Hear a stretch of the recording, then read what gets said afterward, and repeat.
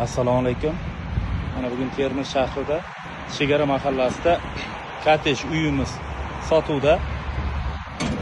Lokatsiyasiga keladigan bo'lsak, mana ko'rib turganlaringizdek Islombek shashliklari qarshisidagi xonadon hisoblanadi. Chala bitgan kottej uyimiz sotig'i 5/2 ni tashkil etadi. Umumiy maydoni 475 metr kvadratni tashkil etadi. Umumiy maydoni ham. Darvozadan kirganda chamasi bir 5 metr atrofida balandlikda navesimiz.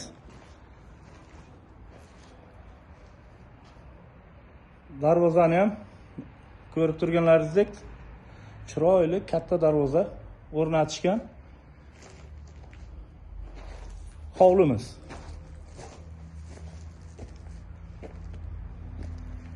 Bu esa uyimizni ichki tomondan tashqi ko'rinishi.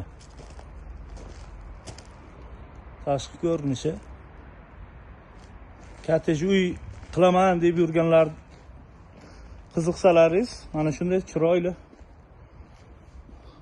umumiy maydoni katta xonadonimiz sotuvda. Podvallari ham bor. Podvallarni ham xonalarga bo'lishgan. Podvalni ham bitkazib yashasa ham bo'ladi.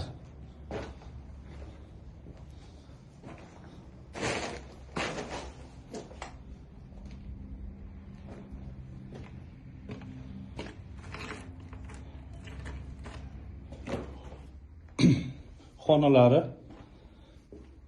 katta qilib mana bo'lishgan xonalarni.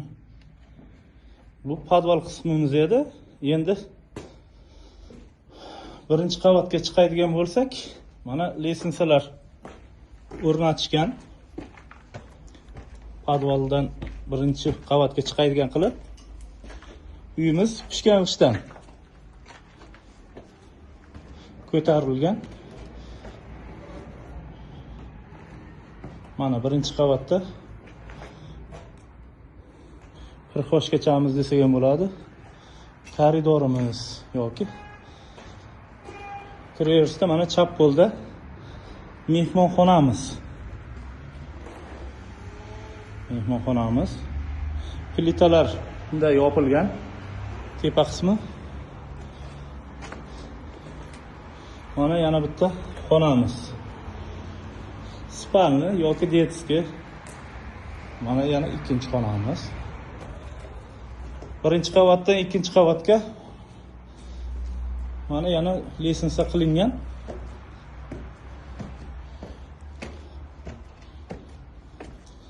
Zinapoylarimizdan chiqadigan bo'lsak, ikkinchi qavatni tom qismi yopilmagan, lekin g'ishlari terilgan.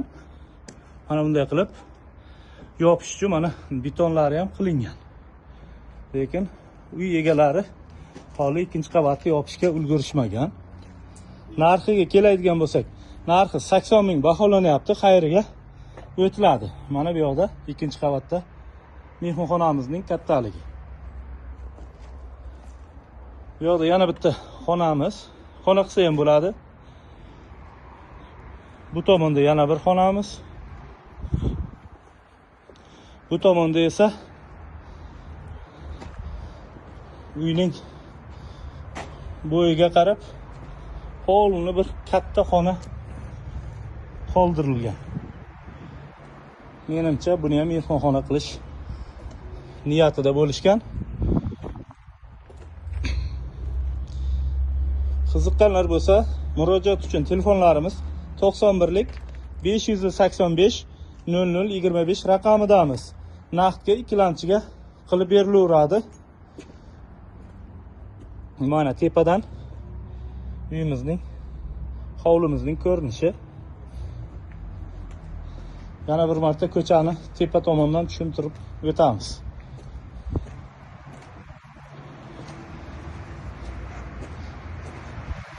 To'g'rimizda Islombek shashliklari.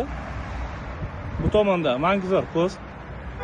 Bu tomonga qarab yuradigan bo'lsak, Yashil dunyo bozorga qarab boriladi. Ko'rib turganlaringizdek, ariq suvlari ham mana tashqarida bor.